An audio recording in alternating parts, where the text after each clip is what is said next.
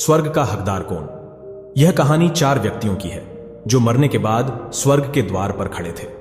इन 4 व्यक्तियों में पहला राजा था, दूसरा एक बिजनेसमैन था, तीसरा पंडित था और चौथा एक आम आदमी मजदूर था। किसी को भी यह पता नहीं था कि कौन स्वर्ग के अंदर प्रवेश कर पाएगा और कौन वहीं से वापस लौटा दिया जाएगा। सब स्वर्ग का दरवाजा खोलने की राह देख रहे थे और आपस में बातें कर रहे थे। जैसे कि राजा को मरने से पहले से ही आदत थी, उसने अपनी बात सबसे पहले बताई। राजा ने कहा, मैं बहुत प्रख्यात राजा था, मैंने धरती पर अपना बहुत नाम कमाया है, इसलिए पूरी संभावना है कि मैं ही स्वर्ग में जाऊंगा। फिर व्यापारी ने अपनी बात सामने रखी। वह बोला, मैंने धरती पर खूब धन कमाया और उस धन से मैंने सैकड़ों लोगों की मदद की है, इसलिए मैं ही स्वर्ग का हकदार हूं। अब बारी थी पंडित की, तो पंडित ने सबको यह कहा, चाहे तुम जो सोच लो, लेकिन यह बात तो तय है कि स्वर्ग के दरवाजे खुलेंगे तो मेरे लिए ही। सब जानते हैं कि पंडित दिन रात भगवान को याद करते हैं, इसलिए स्वाभाविक है कि स्वर्ग में पंडित का स्वागत किया जाएगा। सभी ने अपना अपना पक्ष रख दिया। तब सबकी नजर उस मजदूर पर पड़ी जो चुपचाप अपनी नजरें नीचे झुकाए बिना कुछ बोले वहीं पर खड़ा रहा। स्वर्ग का दरवाजा खुला और वहां पर एक देवदूत आकर खड़ा हो गया। देवदूत के हाथों में एक पुस्तक थी जिसमें इन सभी के कर्मों के बारे में लिखा हुआ था।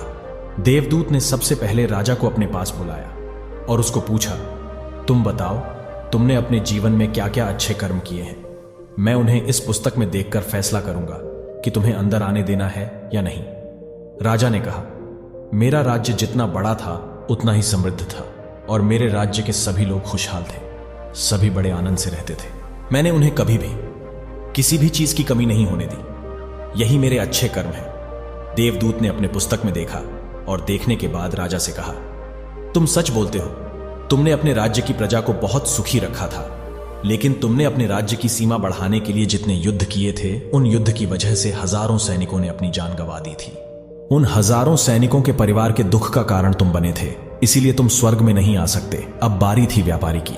व्यापारी से जब देवदूत ने पूछा कि तुम्हारे अच्छे कर्म क्या है, तब व्यापारी ने उससे कहा, मैंने सैकड़ों लोगों को खाना खिलाया है, कई आश्रमों में दान किया है, कई निराश्रित लोगों के लिए घर बनाकर दिए हैं, यह मेरे अच्छे कर्म है।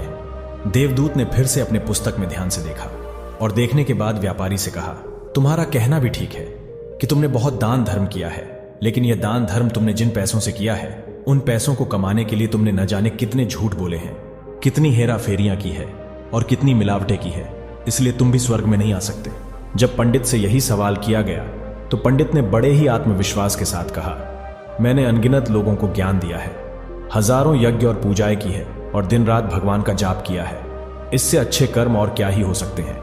देवदूत ने अपनी पुस्तक के अंदर झांक कर देखा और पंडित से कहा, आपने जितने भी लोगों को जो भी ज्ञान दिया है, उन बातों पर खुद कभी अमल नहीं किया। आपने यज्ञ, पूजा या भगवान का नाम निस्वार्थ भाव से कभी नहीं लिया, इसीलिए आपका भी स्वर्ग में आना प्रतिबंधित है। मजदूर यह सब देखकर हैरान था। वह अब तक जिन्हें महान समझता आ रहा था, उनकी व्याख्या स्वर्ग के दरवाजे पर आकर बदल गई थी। धरती पर जिन कामों को अच्छा समझा जाता है, उनका यहां पर कोई मूल्य नहीं था। यमदूत ने अब उस मजदूर को अपने पास बुलाया और इससे पहले कि वह उससे उसके अच्छे कर्मों के बारे में पूछता, मजदूर बोल पड़ा, प्रभु, मैं जानता हूं कि मैं भी स्वर्ग में आने के लायक नहीं हूं, लेकिन मैं फिर भी एक बार बाहर से ही स्वर्ग को झांक कर देखना चाहता हूं। बस इससे ज्यादा मेरी कोई इच्छा है ही नहीं, क्योंकि ऐसी इच्छा पालने के लिए मैंने जीवन में कुछ भी नहीं किया है। मैं पूरा दिन मेहनत करता और जो भी पैसे कमाता उन्हें अपने परिवार के पालन पोषण में खर्च कर देता, इसलिए दान धर्म के लिए कुछ बचता ही नहीं। लोगों की भला मैं क्या सेवा करता, क्योंकि काम के बाद जो थोड़ा सा समय मिलता उसको अपने ही बूढ़े माँ बाप की सेवा में बिता देता। और यह सब करने के बाद मैं कभी कभी मंदिर भी चला जाता और भगवान ने जैसा भी मुझे दिया है उस जीवन के लिए धन्यवाद कहता। देवदूत ने अपनी पुस्तक में बड़े ध्यान से देखा और थोड़ी देर देखते ही रहा। फिर उसने मजदूर से पूछा कि तुम याद करके बताओ, तुमने कभी तो कोई अच्छा काम किया होगा। मजदूर ने थोड़ी देर सोचा और बोला, हाँ, मुझे थोड़ा थोड़ा याद है। एक बार मैं बहुत भूखा था और मैं खाना खाने ही बैठा था कि एक बहुत ही कमजोर कुत्ता जो ठीक से चल भी नहीं पा रहा था, वह मेरे पास आ गया और मेरे खाने को देखने लगा। तब मैंने अपनी रोटी उसे खिला दी थी और उस दिन मैं खुद भूखा सोया था। मजदूर की बात सुनने के बाद देवदूत मुस्कुराए और मजदूर को बड़े सम्मान से स्वर्ग के अंदर लेकर गए। दोस्तों, अच्छे कर्म लोभ, मोह, माया इन सब भाव में आकर नहीं किए जाते हैं और ना ही उन्हें अच्छे कर्मों की श्रेणी में गिना जाता है। निस्वार्थ भाव से किया गया कोई भी अच्छा कर्म आपके जीवन के सारे पाप धोने की शक्ति रखता है इसलिए जब भी मौका मिले निस्वार्थ भाव से और अच्छे मन से अच्छे कर्म करें। आपको आज की हमारी वीडियो कैसी लगी आप हमें कमेंट बॉक्स में जाकर जरूर बताएं, और अगर आप हमारे चैनल पर नए हैं तो हमारे चैनल को सब्सक्राइब जरूर करें और बेल आइकन दबाना ना भूलें। वीडियो को अंत तक देखने के लिए आपका बहुत बहुत धन्यवाद।